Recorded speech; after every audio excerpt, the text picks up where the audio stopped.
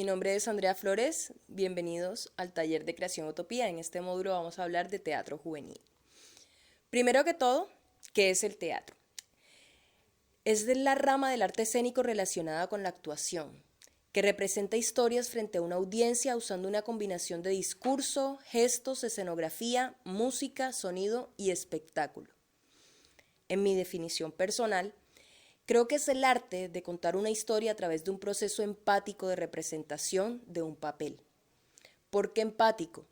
Porque para poder transmitir una emoción, una sensación, debes comprender y entender esa emoción, incluso si nunca la has vivido. Por ejemplo, si tú quieres representar el papel de un médico, no es solamente lo que tú creas que es un médico, lo que tú pienses, lo que tú veas, tu percepción personal, sino que debes investigar lo que hace un médico, investigar su acción, su vida detrás de la labor como tal, para poder representar ese papel de manera consciente.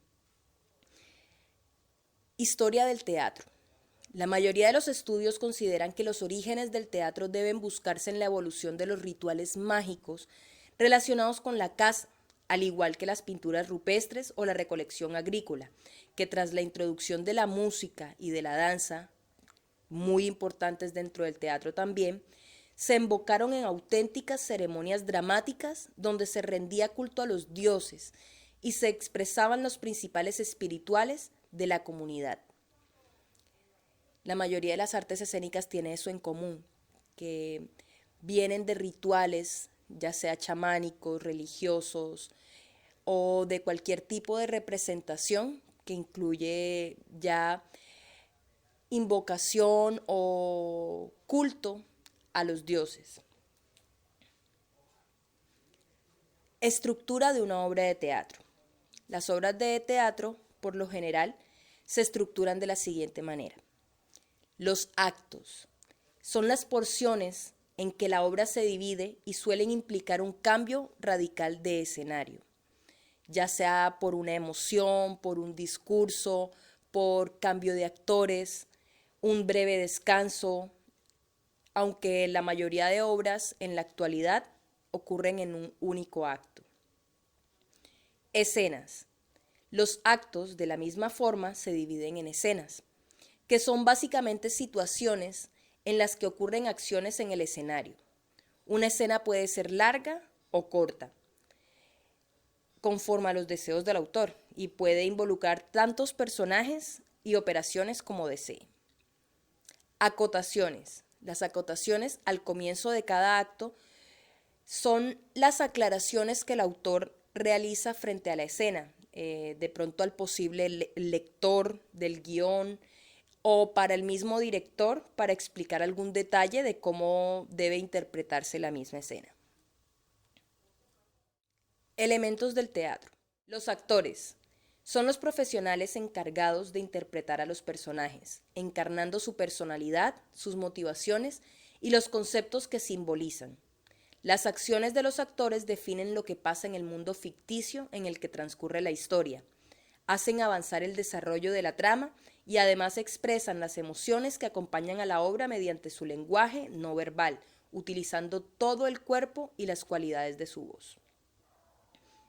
La escenografía es uno de los elementos del teatro que está más integrados en el escenario, por supuesto, y de hecho, el escenario puede ser entendido como parte de la escenografía, y es el conjunto de los objetos y los decorados que se utilizan para representar el espacio en el que transcurren los actos.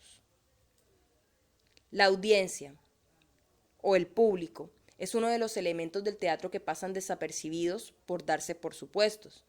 Pero lo cierto es que el público de la obra nunca llega a ser un agente totalmente pasivo. Participa en la creación de la obra, incluso aunque las personas individuales que lo conforman no sean conscientes de ello. Por ejemplo, no es lo mismo una obra infantil a una obra que va a ser representada en espacios abiertos, a una obra que va a ser para pocos personajes, o que incluso incluya al mismo público dentro de la obra, como lo son algunos performances que dentro de la misma actuación se involucra la participación del público.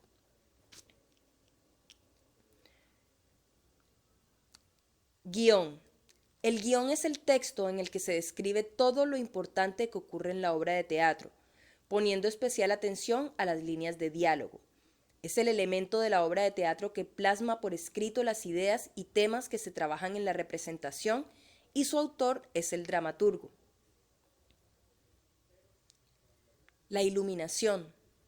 Aunque en muchas obras de teatro la iluminación solo tiene el propósito de que se vea bien lo que ocurre en el escenario y como máximo marcar cuáles son los momentos de transición de una escena a otra, mediante el apagado de luces, existen muchas posibilidades para utilizarla de un modo que dote de significado a la obra.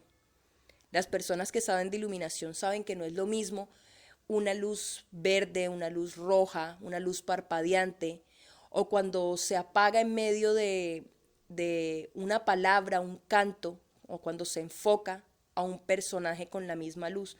Esto tiene mucha importancia para el efecto dramático dentro de la misma representación. El maquillaje es uno de los elementos del teatro que es de naturaleza cosmética, aunque eso no significa que su objetivo principal sea el de embellecer a las personas.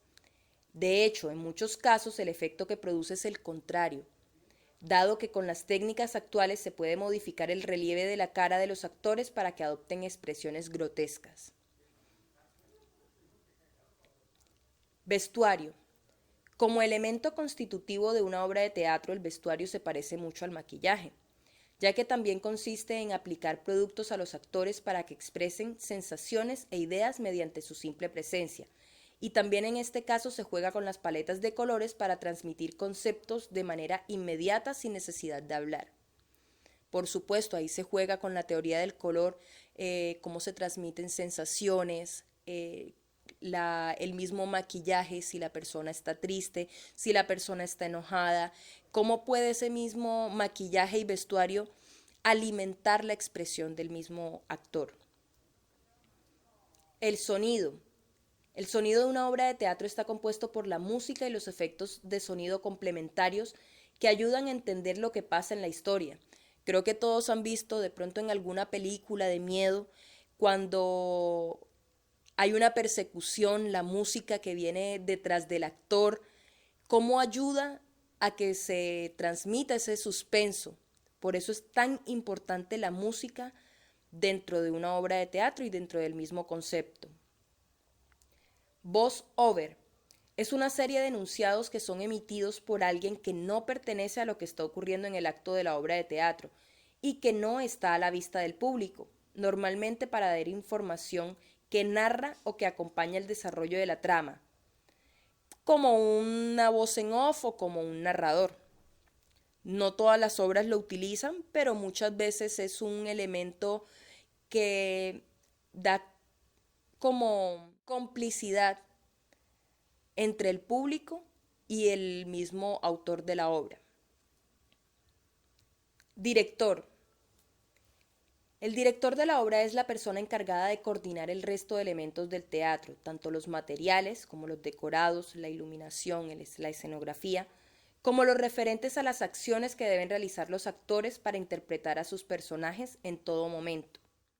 Géneros teatrales.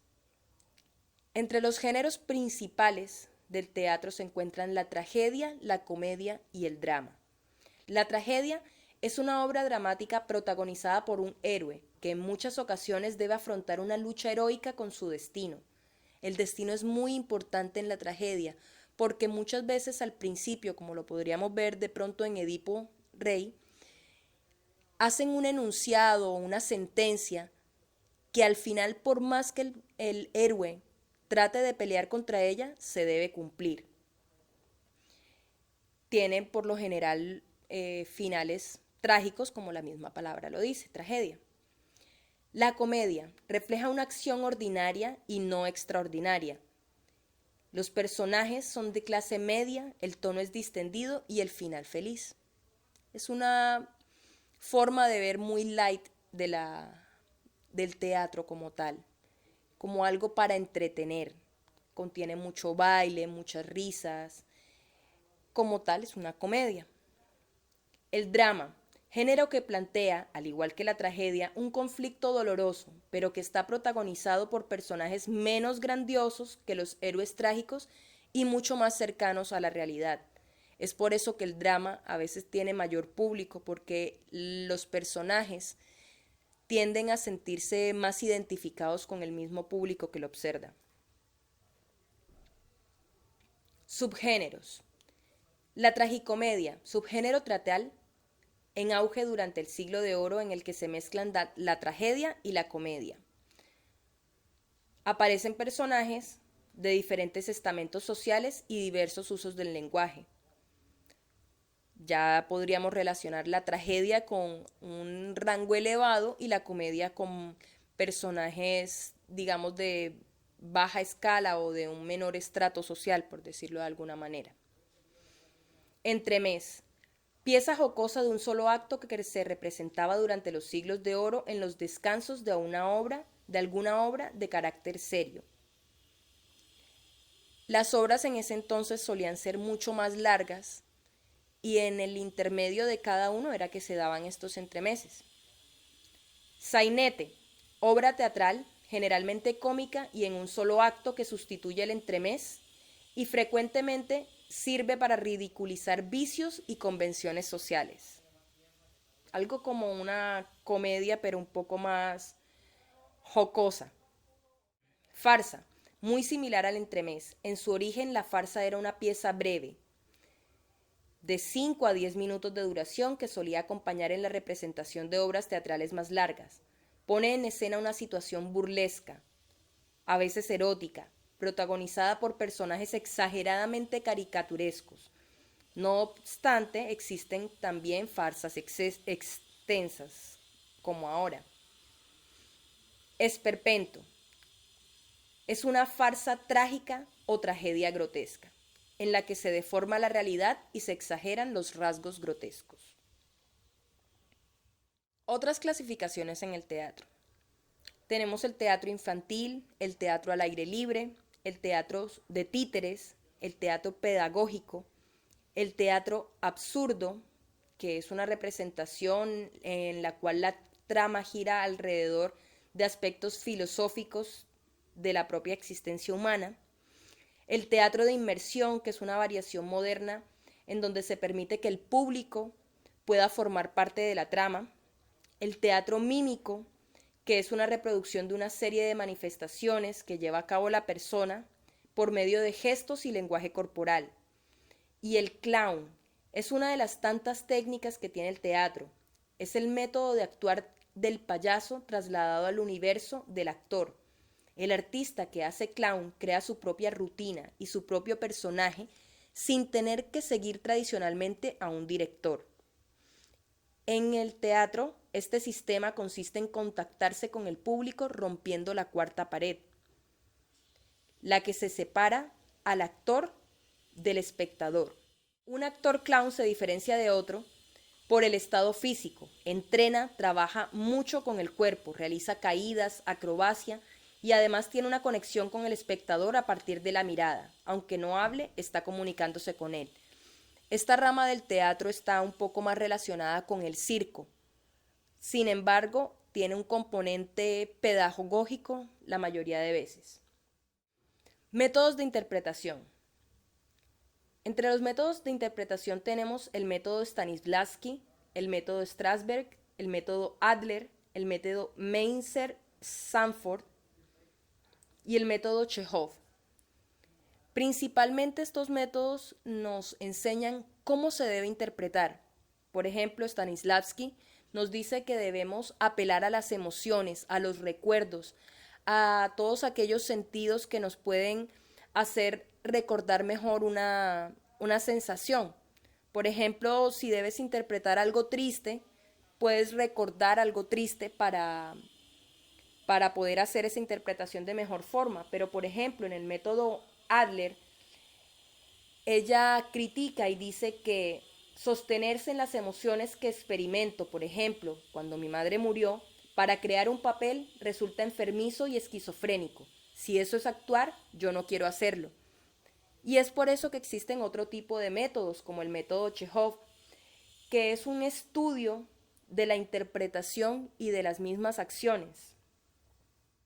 Entre las técnicas de interpretación que podemos utilizar están la relajación, que consiste en tomarnos 5 minutos por lo menos antes de interpretar un papel para relajarnos, para meditar, para pensar, para tomar conciencia de nuestro cuerpo, desde los dedos de los pies hasta la cabeza.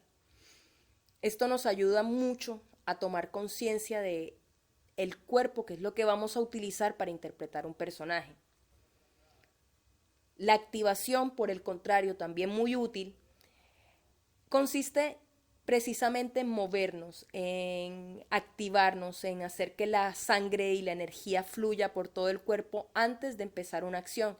Puede incluir rutinas de ejercicio, de acondicionamiento corporal básico, de más que todo como de calentamiento.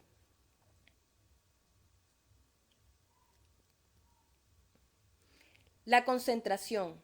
Esta es la piedra angular de cualquier actividad de aprendizaje. La concentración, uno de los ejercicios de concentración que nos puede ayudar es la memorización. Empezar con ejercicios básicos, por ejemplo, los días de la semana, meses del año, empezar a decirlos en desorden o de atrás para adelante, y eso nos ayuda a concentrarnos en lo que estamos diciendo y más adelante empezar a utilizarlos para aprendernos un texto. Ir alternando, por ejemplo, los días de la semana con los meses del año, o si lo quiere poner más difícil, de pronto la tabla periódica o u otro tipo de números que nos puedan ayudar a basarnos en esa misma concentración y memorización. En la vocalización es muy importante, ya que en el teatro no tenemos esa, entre comillas, ventaja de la televisión en la que podemos repetir la escena si nos equivocamos. Entonces es muy importante que las personas nos entiendan, no se le puede subir el volumen a una obra de teatro, tenemos que tener la conciencia de que lo que digamos aquí en el escenario debe ser escuchado hasta por el último espectador del público. Muchos ejercicios puede ser el básico, que es empezar a practicar los diálogos o lo que decimos con un lápiz en la mano y hacer que se nos entienda lo mejor que se pueda.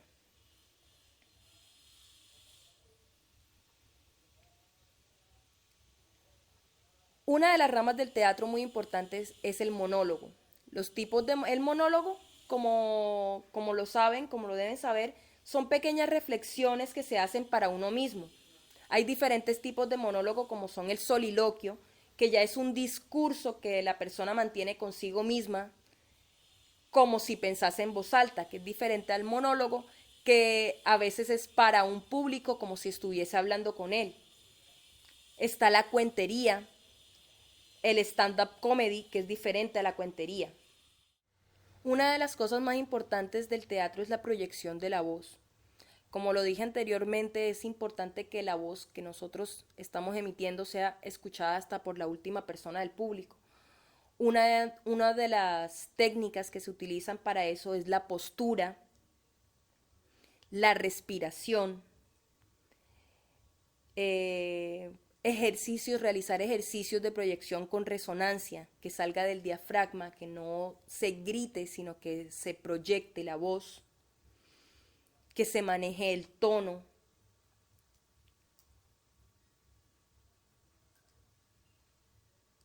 Y fundamentalmente que la vibración que se emite por medio de la voz sea la correcta para que se escuche claramente, todo eso relacionado obviamente con la dicción.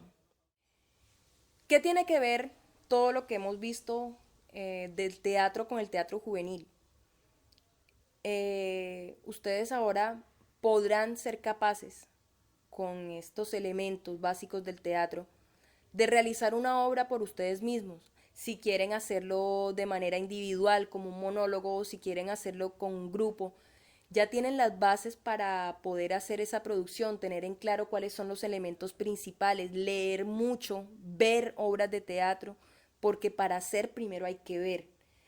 Una curiosidad del teatro es que para los ensayos siempre se viste de negro, como lo pueden ver. Y la razón es porque antes de expresar una emoción debemos mantenernos en neutro, comenzar de cero. La voz, la postura y el negro como tal ayuda a eso porque quita los elementos de distracción, de pronto de los colores, de pronto de un estampado, y ese vestir de negro hace que uno se concentre en la actuación de los mismos personajes. Muchísimas gracias. Eso es todo por hoy.